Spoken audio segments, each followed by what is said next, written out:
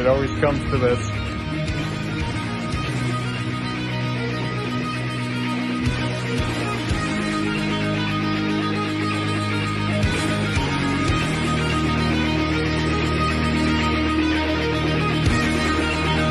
More nice.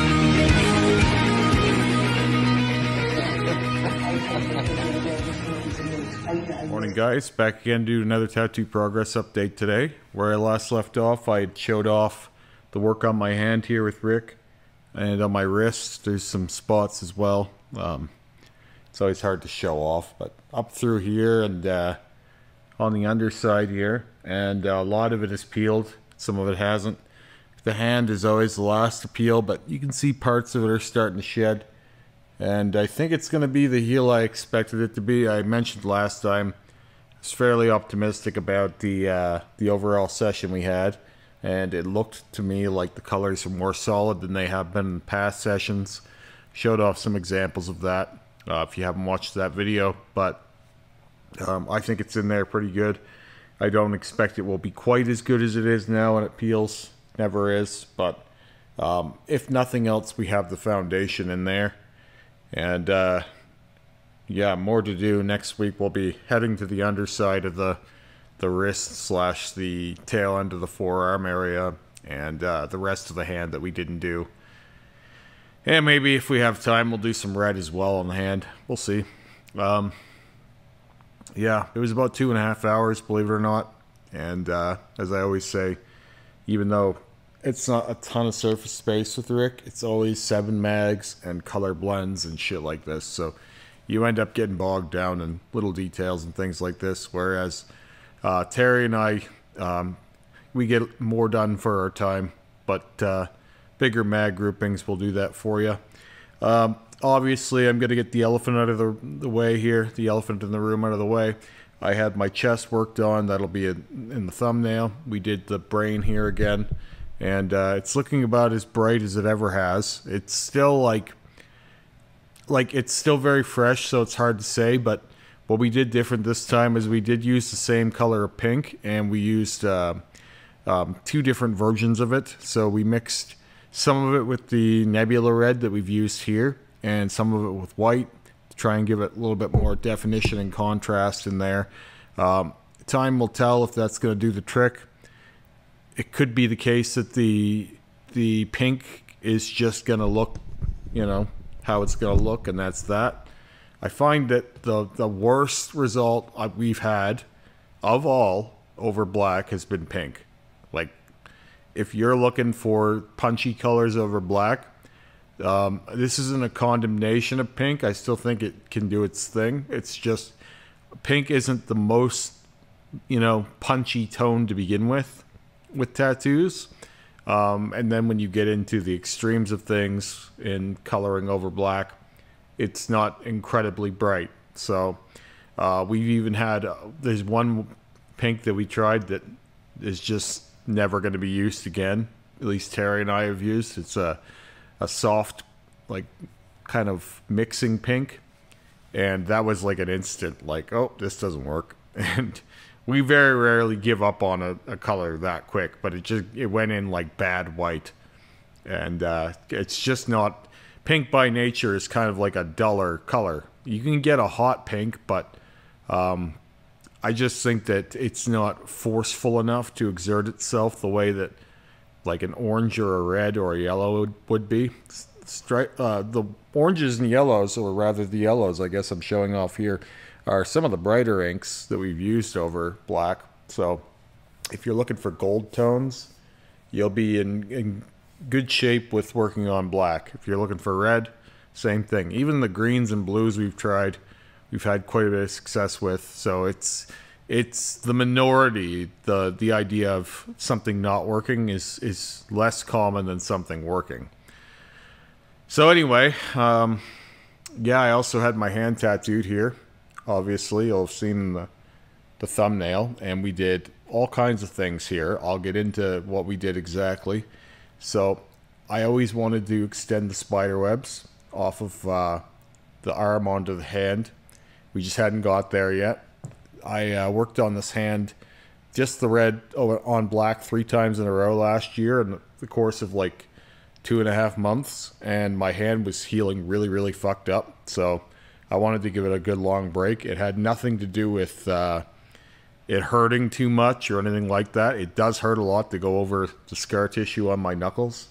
Again, I've told this story a lot, but so that this video can stand on its own, I had a really crazy infection in this hand that probably could have killed me. It's the worst infection I've ever had. I've only really had 2 bad tattoo infections ever, and this one was very, very bad. So, and when I say very bad, I mean like my skin was basically melting off, and it was starting to travel to other parts of my body.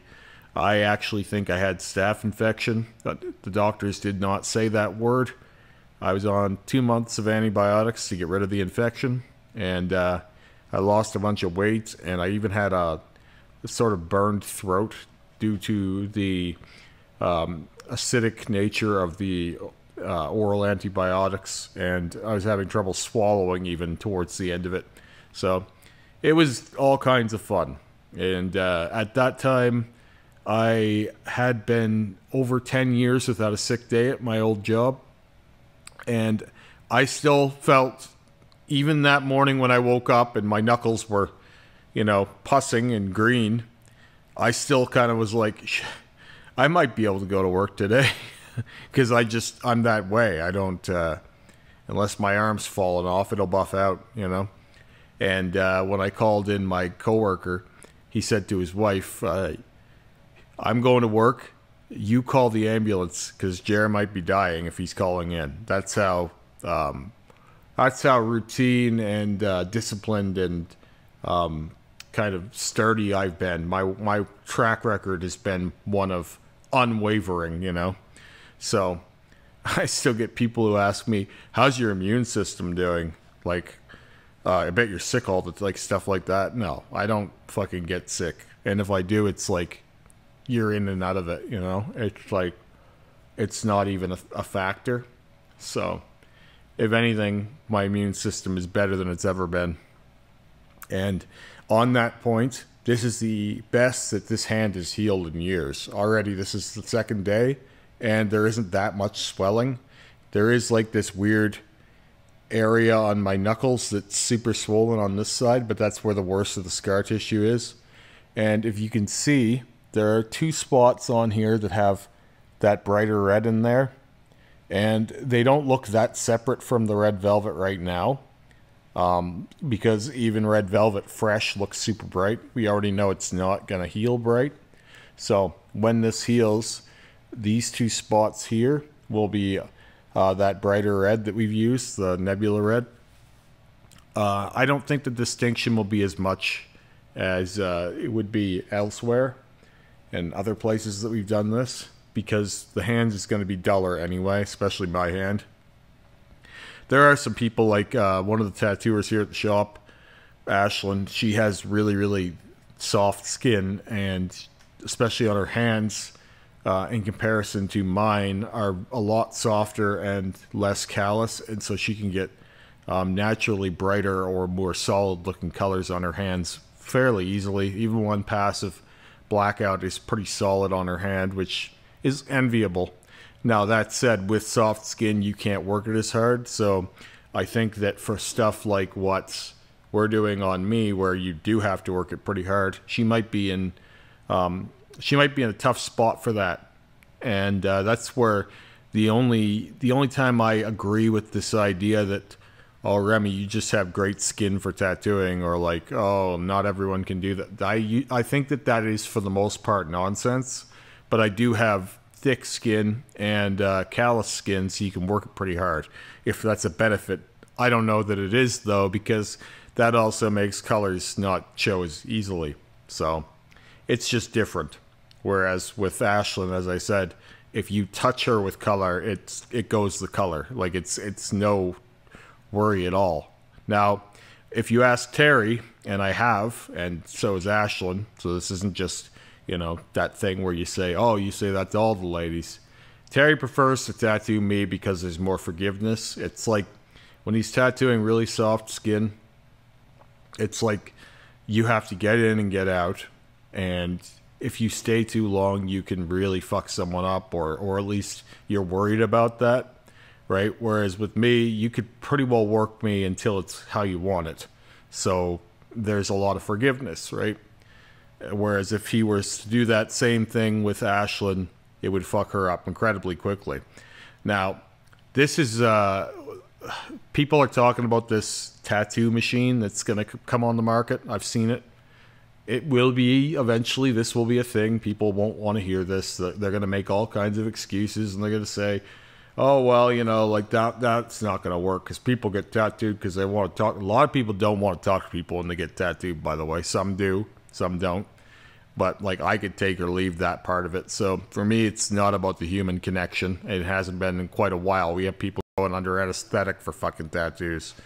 You can say you don't like it, but you're not going to stop progress. So, eventually, I do think, especially with the rising cost of living, not just the rising cost of tattoos, as we've already gone over, like, I'll give you an example of this. Rick was $160 an hour when I started getting tattooed by him in 2007. He's $210 an hour now. Okay, so he's gone up $50 in 17 years an hour. People act like this is a lot. It's not a lot. It's almost nothing. Let me tell you about buying chicken at Walmart in 2007. I used to be able to get 4 chicken breasts for $4 to $5. Now, guess what I get for that? I go buy a pack of chicken, 3 breasts, smaller breasts, by the way. So I'm not getting as many breasts, and they're smaller. And it's $11 plus tax. So it's almost 3 times as expensive for smaller chicken breasts, and you get less of them. So that is more than 3 times the cost. If Rick were to stay with the times, he would be $480 an hour. So just on the record here, if you're ever complaining about what tattoos cost these days, they haven't gone up that much. And in fact, they've gone down. Tattoos, if you account for inflation, have literally never been cheaper.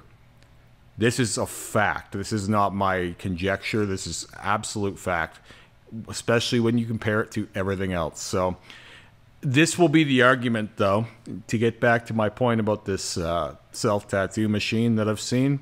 People will say, well, tattoos have gone up in price. I don't have the money to pay for those anymore. So if I sit with this thing and it does the job and I have to pay some service fee, but like you're not paying anything else, right? Like you're maybe paying for supplies and a bit of the electricity or whatever, however it works out. There's always some breakdown, right? People will put it on cost, right? Like everything else. It's the same thing. Like if you go to a restaurant that used to have servers and now it's all fucking automated tills and shit, and self-checkout at Walmart, all of these things, efficiency will always win out.